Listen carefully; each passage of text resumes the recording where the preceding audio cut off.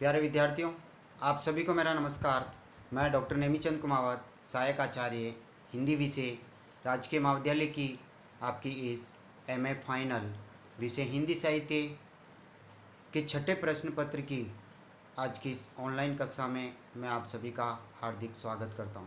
प्यारे विद्यार्थियों, आपका छठा प्रश्न पत्र आधुनिक काव्य हैं, जिसमें 4 पाठ्यपुस्तकें लगी हुई है। एक पाठ्यपुस्तक है कुरुक्षेत्र दिनकर जी का, जिसका दूसरा, तीसरा और चौथा सर्ग आपके पाठ्यक्रम में है।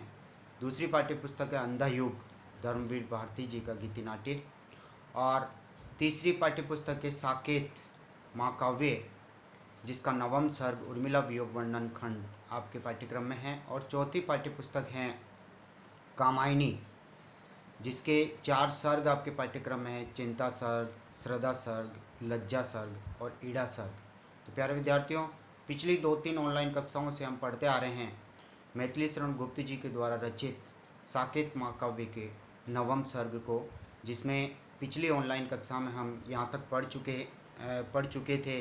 अरि व्यर्थ है व्यंजनों की बढ़ाई, हटा थाल तू क्यों इसे आप लाई, वही पाक है जो बिना भूख भावे, बता किंतु तू ही उसे कौन खावे। यानी उर्मिला की जो सखी है सुलक्षणा, वह बिना उर्मिला की इच्छा के ही थाल सजा करके विभिन्न पकवान उसमें सुसज्जित करके खाने के लिए वह लेकर आती है और खाने की प्रशंसा करती है। और फिर वह उर्मिला उस सखी को फटकारते हुए कहती कि अरे इस थाल को हटा, तू बिना मेरी इच्छा के, बिना रुचि के क्यों यहाँ लेके आ गई है। मैं मेरा बेमन बेरुचि से क्यों इस भोजन को खाएगा, क्यों भोजन ग्रहण करेगा। और वही पाक है जो बिना भूख भावे, बता किंतु तू ही उसे कौन खावे। अर्थात तू भोजन की प्रशंसा कर रही है इस थाल में सजाए हुए भोजन की, लेकिन भोजन तो वही अच्छा है जो बिना भूख ही भावे। लेकिन मुझे तो भूख ही नहीं है, तो फिर भोजन मैं कैसे खाऊंगी। यहाँ तक हम पिछली ऑनलाइन कक्षा में पढ़ चुके थे। उसी क्रम को जारी रखते हुए आज हम इसके आगे की पंक्तियों से हम आरंभ कर रहे हैं। एक बार पुनः आपका स्वागत।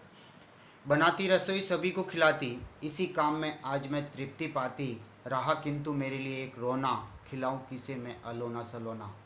उपयुक्त पंक्तियों में एक गृहिणी, एक आदर्श गृहिणी का परिचय दिया है। उर्मिला जो है आदर्श गृहिणी हैं, वह रसोई में जाकर के पकवान बनाती है और सभी परिवारजनों को खिलाती है। और इसी काम में मैं आज तृप्ति पाती, तृप्ति यानी संतुष्टि, यानी दैनिक कर्मों में वह जब लीन रहती है तो प्रिय से ध्यान थोड़ा सा हटता है और वह एक आदर्श गृहिणी के रूप में सभी परिवारजनों की सेवा करती है। रहा किंतु मेरे लिए एक रोना, और अब यहाँ उर्मिला विवश है, एकांकी जीवन जी रही है। वो कह रही कि पीरी वियोग में अब मैं अकेली हूँ और मेरे लिए केवल रोना धोना ही लिखा हुआ है, यानी वियोग वेदना सहना ही लिखा हुआ है। खिलाऊं किसे मैं अलोना सुना, और अच्छे यदि भोजन बनाऊं, मैं अच्छे पकवान में बनाऊं, तो जो खाने वाला जो प्रिय है, उन स्वादिष्ट भोजनों का जो स्वाद लेने वाले हैं, वे प्रियतम लक्ष्मण तो वन की ओर गए हुए हैं। अब मैं किसे बना बना करके खिलाऊं, इसलिए मेरा इस काम में भी मन नहीं लगता। अगली पंक्तियां हैं। वन की भेंट मिली है एक नई वह जड़ी मुझे जीजी से, खाने पर सकी जिसके गुड़ गोबर सा लगे स्वयं ही जी से। उपयुक्त पंक्तियों में वन की भेंट से तात्पर्य है कि चित्रकूट में भरत के साथ राम को पुनः अयोध्या लौटाने के लिए सभी परिवारजन और अयोध्यावासी वहाँ पहुँचते हैं। तो उस समय चित्रकूट में लक्ष्मण से भी उर्मिला का मिलन होता है और अपनी जीजी यानी सीता से भी उसका मिलन होता है। तो यहाँ उसी घटना का स्मरण करते हुए चित्रकूट से पुणे आते समय घर पे लौटकर सखी से उर्मिला कहती है कि वन की भेंट मिली है, अर्थात वन में यानी चित्रकूट में जो मेरा मिलन हुआ था जीजी से, तो भेंट स्वरूप मुझे एक जड़ी बूटी, एक संजीवनी बूटी मुझे मिली है। जड़ी बूटी, सॉरी, संजीवनी नहीं कह सकते। और एक नई वे जड़ी यानी गुड़मार जड़ी कह सकते हैं, जैसे कि गुड़ जो अत्यधिक मीठा होता है, लेकिन वह भी मिट्टी के स्वाद जैसा लग जाता है, यानी उसका मीठापन इस जड़ी को खाने से समाप्त हो जाता है। तो ये जड़ी जो है सीता से प्राप्त हुई है, उर्मिला सखी से, उस घटना का स्मरण कराते हुए कह रही हैं, खाने पर सखी जिसकी गुड़ गोबर सा लगे स्वयं ही जी से, अर्थात कहने का तात्पर्य उस जड़ी बूटी को यदि खा लें तो गुड़ जो है वह भी गोबर के समान लगेगा, अर्थात स्वादहीन हो जाएगा। यानी कहने का तात्पर्य उर्मिला कह रही है सखी से कि तू इन भोजनों पकवानों को बना बना के क्यों मुझे खिलाने के लिए इतना हट कर रही है। मुझे भूख प्यास है ही नहीं, क्योंकि मेरी रुचि नहीं है, बेमन से मैं क्यों इनको खाऊं। यानी वह गुड़ गोबर जड़ी खाने से, गुड़मार जड़ी खाने से वह गुड़ भी गोबर में परिवर्तित हो जाता, स्वादहीन हो जाता, तो मेरी भूख प्यास मुझे वैसे ही नहीं है। अगली पंक्तियां हैं, रस है बहुत परंतु सखी विष है विषम प्रयोग। यानी रस है बहुत, यानी कहने का तात्पर्य रसीले पदार्थ इस संसार में बहुत हैं जिनका आनंद लिया जा सकता है, लेकिन मैं अकेले कैसे उनका उपभोग करूं, क्योंकि जिनके साथ मैं उपभोग कर सकती हूँ, आनंद ले सकती हूँ, वे प्रिय मेरे पास नहीं हैं। परंतु सखी विष है विषम प्रयोग, विषम प्रयोग का तात्पर्य यदि उनका अनुचित प्रयोग करें तो वह जहर के समान स्वास्थ्य के लिए हानिकारक हो जाएंगे। बिना प्रयोगता के हुए यहाँ भोग भी रोग। बिना प्रयोगता यानी बिना प्रयोग करने वाले, यानी लक्ष्मण यहाँ नहीं हैं।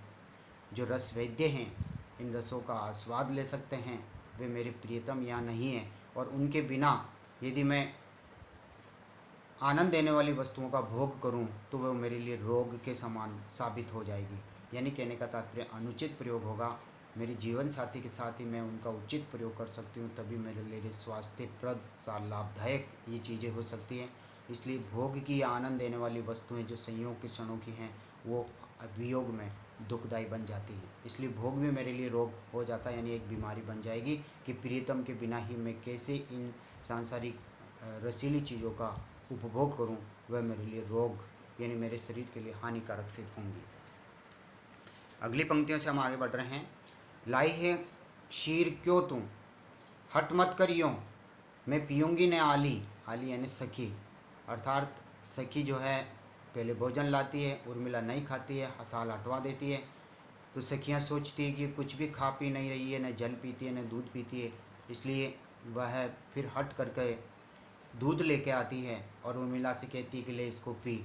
और उर्मिला कहती है तू इतनी जिद मत कर, मैं नहीं पीऊँगी, मेरी इच्छा नहीं है, बेमन से बेरुचि से मैं क्यों पीऊँगी सखी। मैं हूँ क्या हाय कोई शिशु सफल हटी रंग भी राज्यशाली। यानी सफल हटी कहने का तात्पर्य यहाँ पर शिशु यानी बच्चा, सफल हटी यानी कोई बच्चा जैसे जिद करता है तो वह जिद इसलिए करता है कि मैं जिद में पूर्णतः सफल हो जाऊं, और वह जिद अंततः वह मनवाता है। लेकिन यहाँ उर्मिला कह रही कि हे सखी मैं कोई छोटी बच्ची हूँ जो मैं जिद कर लूँ और मेरी फिर कामना पूर्ण होने पर वह जिद मेरी टूटे, मैं ऐसी भी नहीं हूँ। रंग भी राज्यशाली, अर्थात रंग यानी गरीब व्यक्ति भी कभी राजकीय सुखों का भोग कर सकेगा, नहीं, उसके नसीब में नहीं लिखा है।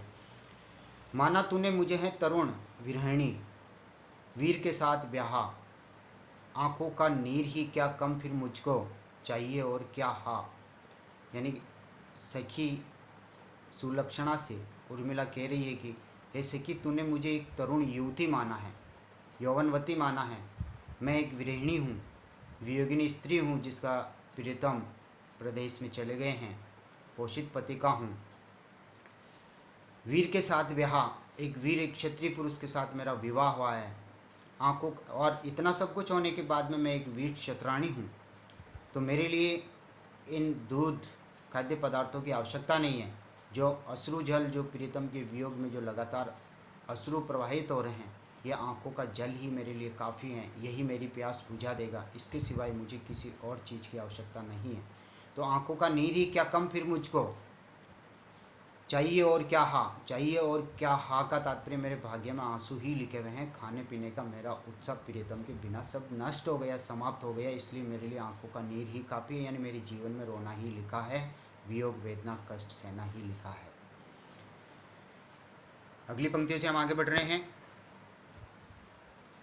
चाहे फटा फटा हो मेरा अंबर अशून्य है आली।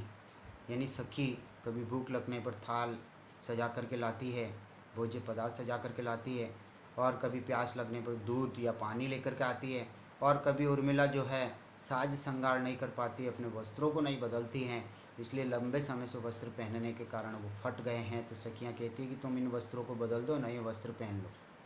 तो उर्मिला वापस कहती चाहे फटा फटा हो, यानी मेरे फटे पुराने वस्त्र हो, कोई बात नहीं, मेरा अंबर अशून्य है आली। अंबर यानी वस्त्र, अशून्य वस्त्र यानी अंचल, अशून्य यानी शून्यता से रहित नहीं है, वह भरा हुआ है।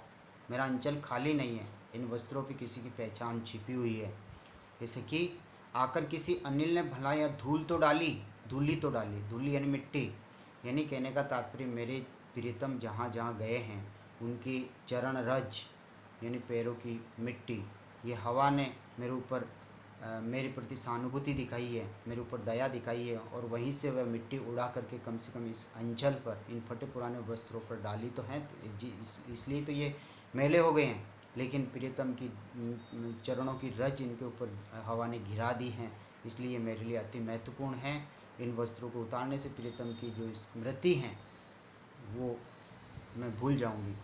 तो आकर किसी अनिल ने भला यहाँ धूल ली तो डाली, यानी कम से कम सहानुभूतिपूर्वक इस हवा ने मेरे प्रियतम के चरणों की मिट्टी तो इस आंचल में डाल करके मुझे कृतार्थ कर दिया, ताकि उनकी स्मृति ताज़ा होती रहे। उर्मिला फिर कह रही है सखी से, वियोग में श्रृंगार नहीं करती है वो, अपनी सास सज्जा की ओर बिल्कुल भी उसने ध्यान नहीं दिया। धूली धूसर हैं तो क्या, यानी सखी कहती कि इतनी धूल मिट्टी इनके ऊपर लग गई है, इनको वस्त्रों को बदल दे। लेकिन उर्मिला कहती धूली धूसर है, यानी धूल मिट्टी से सिक्त हैं तो क्या हो गया इससे। यो मृण मात्र घात्र भी, मृण्य मात्र यानी मिट्टी मात्र का, यानी मिट्टी का बना हुआ पुतला मात्र है ये शरीर भी, तो इसके ऊपर ये भी तो मिट्टी का पुतला है, और ये वस्त्रों पे मिट्टी लग गई तो क्या हो गया इससे, ये वस्त्र फिर भी अच्छे हैं। वस्त्री वल्कलों से तो हैं सुरम्य सुपात्र भी, वल्कलों, वल्कलों का तात्पर्य पेड़ों की छाल से जो बने हुए वस्त्र हैं, जो राम और लक्ष्मण वहाँ 14 वर्ष का जो वनवास काट रहे हैं वो इन्हीं वस्त्रों को धारण करते हैं। उन पेड़ों की छाल से बने हुए वस्त्रों से तो फिर भी मेरे फटे पुराने वस्त्र अच्छे हैं। सुरम्य यानी सुंदर हैं, सुपात्र यानी कहने का तात्पर्य एक महिला के लिए उनकी मर्यादा को ढकने के लिए ये काफ़ी हैं, मेरे लिए उचित हैं। फटते हैं मैले होते हैं सभी वस्त्र व्यवहार से, ये एक स्वाभाविक अलंकार हैं। स्वाभाविक है, वस्त्रों को पहनेंगे उपयोग में लेंगे तो वस्त्र फटेंगे, किंतु पहनते हैं क्या उनको हम सब इसी विचार से कि वस्त्र पहनते हैं फटते पुराने और मैले होने पर उनको उतार दें, नहीं, इस विचार से नहीं पहनते हैं, बल्कि वह अपनी आबरू को ढकते हैं, अपनी इज्जत को बचाए रखते हैं, अपनी मर्यादा का पालन करते हैं, इसी विचार से हम वस्त्रों को पहनते हैं। और फटे पुराने हो गए तो क्या हो गया, इससे मेरा शरीर ढका हुआ तो है, और इस पर किसी अनिल ने मेरे प्रीतम के चरणों की मिट्टी तो कम से कम डाल करके मेरे प्रति सहानुभूति दिखाई, तो उनकी स्पष्ट छाप इनके ऊपर है, तो उनकी स्मृति ताज़ा, इसलिए इन वस्त्रों को मैं नहीं बदलूंगी। सॉरी,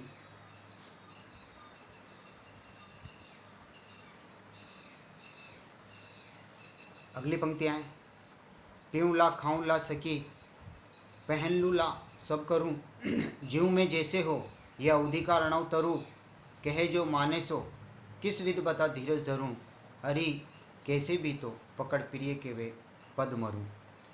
यहाँ जब सखियाँ बार बार उर्मिला से खाने पीने के लिए, साज संवार करने के लिए बार बार आग्रह करती है, और उर्मिला परेशान होकर के चिढ़ करके अपनी सखी से कहती है कि ला फिर तू जो चाहती है मैं वही कर लूँ, तेरी मन की कामना तेरी इच्छाएं ला पूर्ण कर दूँ, ला पी लूँ, ला भोजन ला मैं खा लूँ, ला दूध ला मैं पी लूँ, सखी पहन लूँ, ला जो भी वस्त्र तू लेकर के आए ला मैं पहन लूँ, सब कर लूँ, तू कहेगी जो सब काम मैं करूँगी।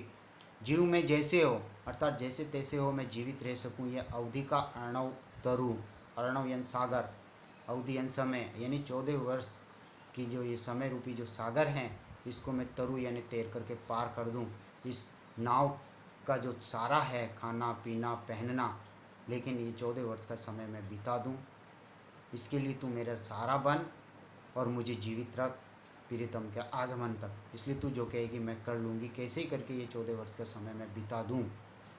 कहे जो माने सो किस विध बता धीरज धरूँ, अर्थात तू जो कहेगी वही मैं कर लूँगी, वही मैं मान लूँगी, लेकिन तू मुझे एक उपाय बता, एक तरीका तो बता, विध बता, विध्यन तरीका, विधि उपाय, धीरज धरूँ, कैसे मैं धैर्य धारण करूँ। प्रीतम के बिना मेरा मन बड़ा बेचैन हो रहा है, मैं व्याकुल हूँ, संतप्त हूँ तो मैं कैसे धीरज धारण करूँ। अरे कैसे भी तो पकड़ प्रिय के वे पद मरूँ। यानी वो 14 वर्ष के लिए गए हैं मुझे छोड़ करके, तो उनके आगमन तक मैं जीवित रह करके मैं साक्षात उनके सामने प्रत्यक्ष रूप से उपस्थित हूँ और मेरे दर्शन कर ले, मैं उनके दर्शन कर लूँ, तब तक मैं जीवित रहना चाहती हूँ।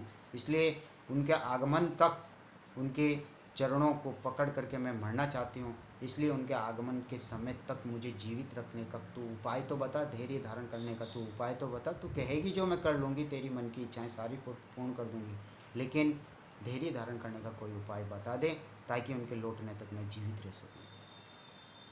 प्यारे विद्यार्थियों, आज की इस ऑनलाइन कक्षा को हम यहीं समाप्त करते हैं। अगली ऑनलाइन कक्षा रोती है और दूनी नीरख कर मुझे दीन सी 3 सांसें, होते हैं देवर श्री नत हत बहने छोड़ती है उषा से। इन पंक्तियों से हम अगली ऑनलाइन कक्षा को आरंभ करेंगे। तब तक के लिए आप सभी को बहुत बहुत धन्यवाद। जय हिंद, जय भारत।